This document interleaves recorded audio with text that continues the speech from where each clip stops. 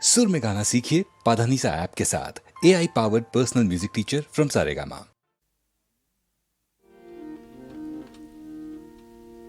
আমি এক যাযাবর, আমি এক যাযাবর, आमी एक जाजाबौर পৃথিবী আমাকে बहुत मशहूर नगमा है भूपेंद्र का। ভুলেছি নিজের ঘর।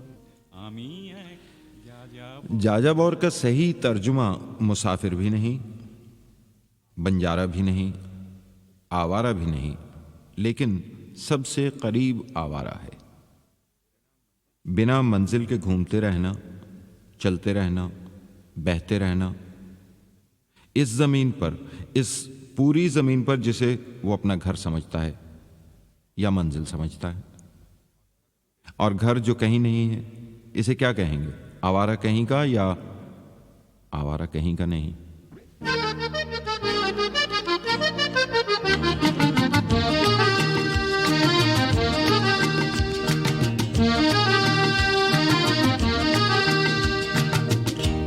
आवारा हूँ, हाँ आवारा हूँ, जमीन पे चलते छलकते बहते दरिया की धारा हूँ। हाँ आवारा हूँ, हाँ आवारा हूँ, यहाँ का वहाँ का कहीं का नहीं हूँ, दिशाओं का मारा हूँ। हाँ आवारा हूँ, हाँ आवारा हूँ।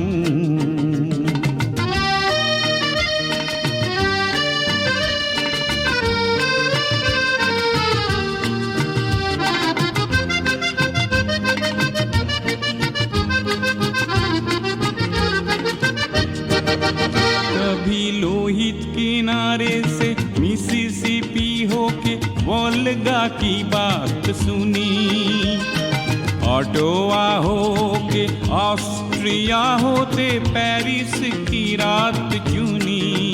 मैंने इलोरा के सारे रंग शिकागो में जा उड़ाए, और गालिब के शेर बुखारा के मीनारों पे गुनगुनाए। मार्क ट्वेन की समाधि पे गोरकी के हाल कहे, रास्तों के गलियों के लोगों का प्यारा हाँ आवारा हूँ, हाँ आवारा हूँ, जमीन पे चलते छलकते बहते दरिया की धारा हूँ। हाँ आवारा हूँ, हाँ आवारा हूँ।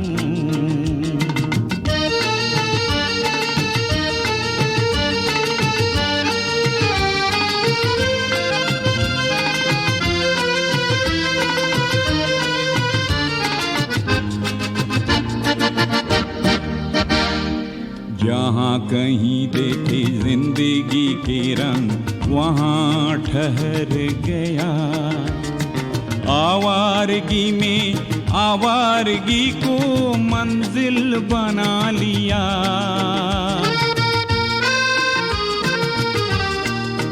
मैंने देखी है कहीं गगन चूमती ऊंची अटारी, और खाक छानती दिखी है वहीं जिंदगी बेचारी। कहीं देखी है कभी चौखटों पर झूलती फुलवारी, मुरझाई कहीं खिल ना सकी एक कली बेचारी। मैंने देखे हैं ज़मीं पे कई बुझते हुए सूरज, जलता है जो आकाश में वो रात का तारा हूँ। हाँ आवारा हूँ, हाँ आवारा हूँ, यहाँ का वहाँ का कहीं का नहीं हूँ, दिशाओं का मारा हूँ, हाँ आवारा हूँ, हाँ आवारा हूँ।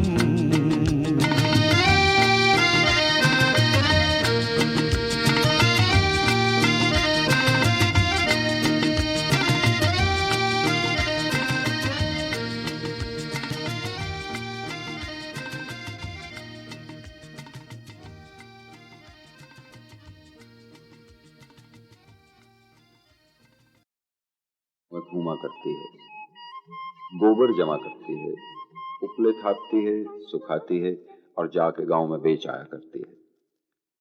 बदलते हुए वक्तों से बड़ी शिकायत है उसे। गांव से तो क्या, गईयों से भी शिकायत करती है। मुई बड़ी कंजूस हो गई हैं, सारे दिन में टोकरी भर गोबर भी नहीं देती। पुराने वक्तों को याद करके कभी रोती है, कभी हंसने लगती है। रोती है तो भी आंसू भर आते हैं, हंसती है तो भी आंसू बहने लगते हैं। आंखों से नमकीन आंसुओं का स्वाद नहीं जाता।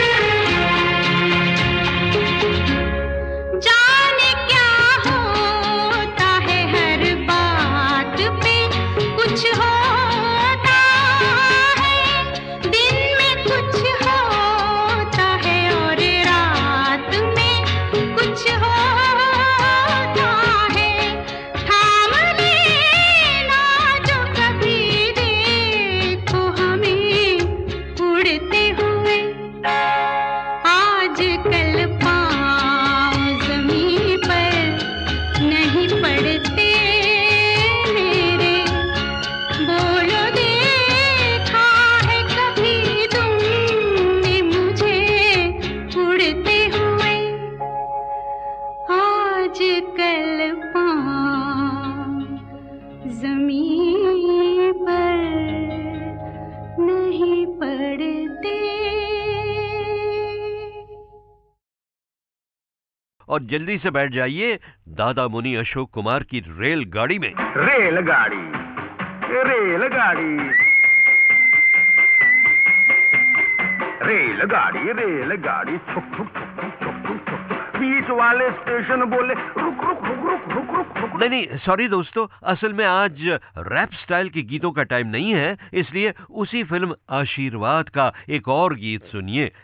वैसे इस फिल्म के बाद सीनियर सुरीले संगीतकार वसंत देसाई का सूरज तो कुछ कुछ ढलना शुरू हो गया था, मगर इसके महान डायरेक्टर साहब यानी ऋषिकेश मुखर्जी तो इसके बाद भी कई फिल्मों में कामयाबी की बरखा में भीगते रहे।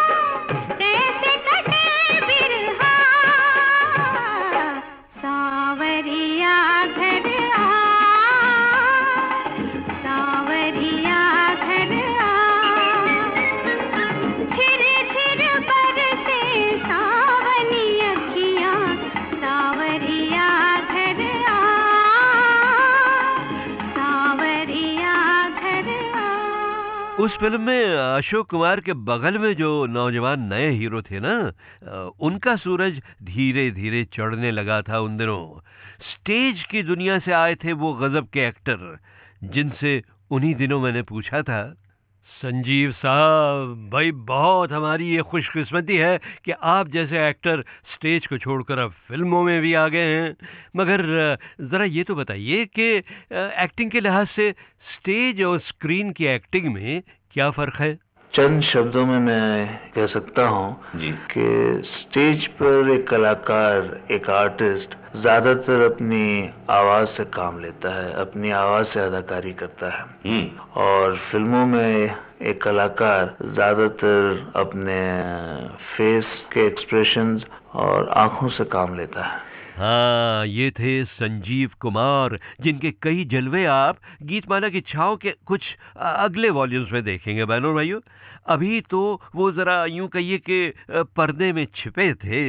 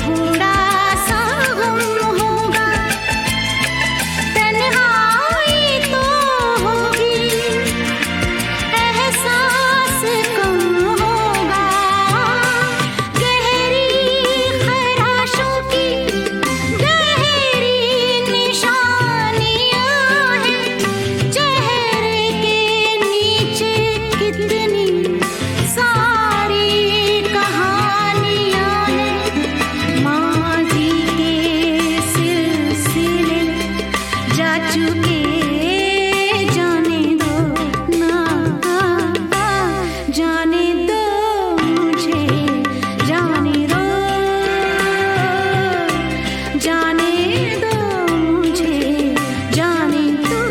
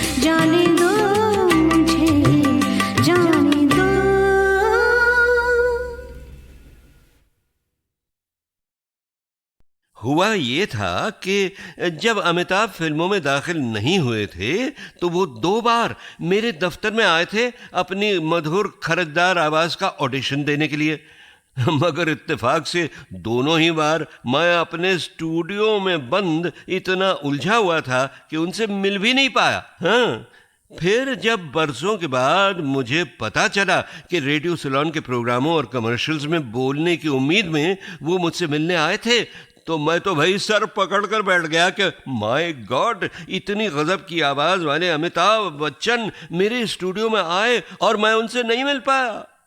मगर फिर मैंने सोचा कि चलो अच्छा ही हुआ, क्योंकि अगर मैं मिलता तो मेरी ही यूनिट में मैं उन्हें अनाउंसर बना देता और फिर तो ज़रूर वो रेडियो स्टार बन जाते। और तब तो भाई 2 गड़बड़ें हो जाती। एक तो ये कि फिल्मी दुनिया एक सुपरस्टार ऑफ द मिलेनियम को खो बैठती, और दूसरे रेडियो में अगर वो छा जाते तो भाई मुझे कौन सुनता है। तो चलिए, जो हुआ अच्छा ही हुआ साहब।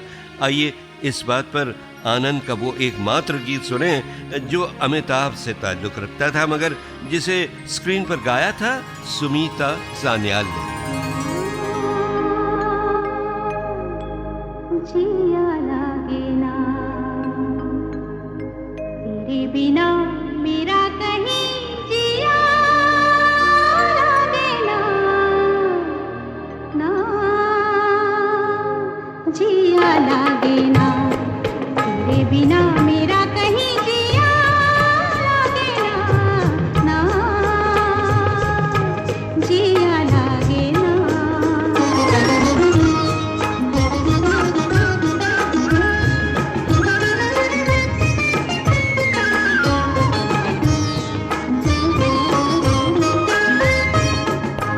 जीना भूले थे कहाँ याद नहीं, तुझको पाया है जहाँ सांस फिर आई वहीं। जीना भूले थे कहाँ याद नहीं, तुझको पाया है जहाँ सांस फिर आई वहीं।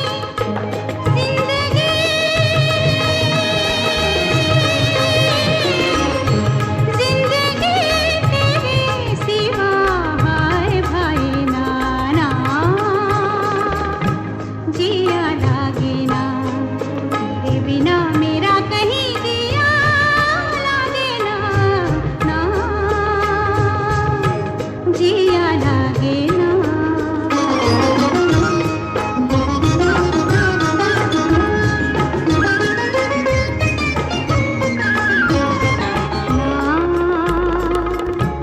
जिया लागे ना, ना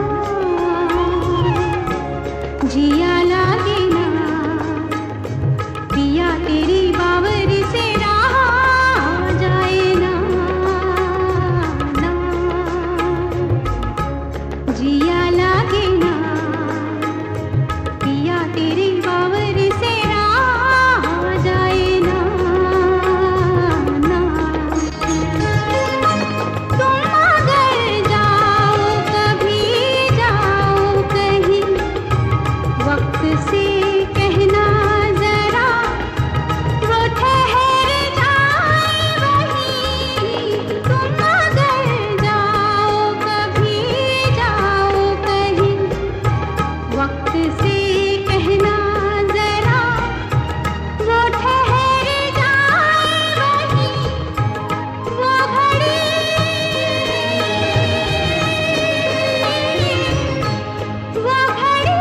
वहीं रहे ना जाए ना, ना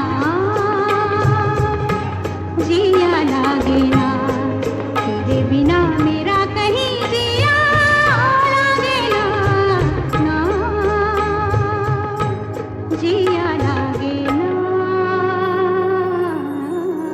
और अब जरा दिल थाम के सुनिए कि उसके बाद अमिताभ बच्चन ने मुझे क्या बताया था उनके अपने पहले फेवरेट स्टार राजेश खन्ना के बारे में। सबसे पहले मैंने राजेश खन्ना की फोटो देखी जब वो यूनाइटेड प्रोड्यूसर्स के कॉन्टेस्ट में सेलेक्ट हुए थे। जी। मेरा छोटा भाई मुझसे काफी अरसे से इसी कॉन्टेस्ट में हिस्सा लेने पर जोर दे रहा था और उसने मेरे कई फोटो भी खींच रखे थे। अच्छा, वैसे आप उन दिनों कर क्या रहे थे? मैं उन दिनों कलकत्ते में सर्विस कर रहा था। जी। हाँ, तो एक दिन जब मैं ऑफिस से घर लौटा तो मेरा भाई मुझे एक कमरे में ले गया और वहां मैंने देखा कि दीवार पर मेरी कई तस्वीरें लगी हुई हैं और बीच में उसने राजेश खन्ना की तस्वीर लगा रखी है। ओहो, वो क्यों? ये साबित करने के लिए कि मैं भी फिल्म स्टार बन सकता हूँ। अच्छा अच्छा। राजेश की वो फोटो देखकर ही मुझे न जाने क्यों ऐसा लगा कि इस आदमी से अपनी बन सकती है और मैं बंबई आने से पहले ही राजेश से मिलने के लिए उत्सुक होने लगा। खैर साहब, बंबई आया और फिल्म सात हिंदुस्तानी में काम करने से पहले ही एक दिन श्री साउंड स्टूडियो में फिल्म डोली की शूटिंग पर आखिर उनसे मुलाकात हुई। अच्छा। उन दिनों तो वो भी नए नए थे। फिर जब मुझे फिल्म आनंद में उनके साथ काम करने का मौका मिला तो मुझे यकीन ही नहीं हो रहा था कि क्या ये सब कुछ सच है। तो आनंद की शूटिंग के दौरान तो आपने उन्हें काफी करीब से देखा होगा। ये बताइए, कैसा पाया आपने राजेश खन्ना को? बड़ी खुशी हुई उनके साथ काम करने में। कुछ तो हम दोनों का स्वभाव भी मिलता जुलता है, इसीलिए काम करने में कोई टेंशन, कोई उलझन नहीं हुई। दूसरे, राजेश में दिखावा नहीं है, इसलिए उसने ये कभी महसूस भी नहीं होने दिया कि मैं कितने बड़े स्टार के साथ काम कर रहा हूँ। अच्छा भाई, चलिए अब अमिताभ की बातें सुनकर जरा जल्दी जल्दी से लौट चलें 1971 की संगीत सीढ़ी पर। बाबू घबराते हैं, बाबू घबराते हैं, चोरी चोरी आंखों से, चोरी चोरी आंखों से तीर चलाते हैं। बीबी सच कहती हो, बीबी सच कहती हो, चोंच तो है बाहर और अंडे में रहती हो, बीबी सच कहती हो। छैला मेरे रंगीले, दिखने में भोले से, चखने में जहरीले, दिखने में गुड़िया हो, अब भोली भाली समझे थे मिर्ची की पुड़िया हो। चले थे गुलाब लेने, देखो फुलवाड़ी से, चले थे गुलाब लेने, देखो फुलवाड़ी से, कांटों से उलझ बैठे बाबू ये अनाड़ी से। पड़ा नहीं पाला अभी आपका खिलाड़ी से, तिनके निकालो बीबी चोरों की दाढ़ी से। चोरों से रिश्ता है, चोरों से उलझो जाके, बंदा फरिश्ता है। फरिश्ते आपसे होते हैं आज ही जाना, फरिश्ते आपसे होते हैं आज ही जाना, ज़मीन पे कैसे हुआ कहिए आपका आना। खुदा ने आपको अपना सलाम भेजा है, मिजाज पूछने, हाँ हाँ मिजाज पूछने को ये गुलाम भेजा है। वाह, सुना है आपके रिश्ते से चंदा मामा है, खुदा के पास वहाँ आप खानशामा है। कमाल करते हैं, हर बात बूझ लेते हैं, बिरादरी को बड़ी जल्दी सूंघ लेते हैं। ये गमछा बांध के क्या हांडी साफ करते हैं, हम आपसों की तबीयत को साफ करते हैं। तुम्हारे जैसे बड़े मजनू मारे फिरते हैं, कि लैला लैला गली में पुकारे फिरते हैं।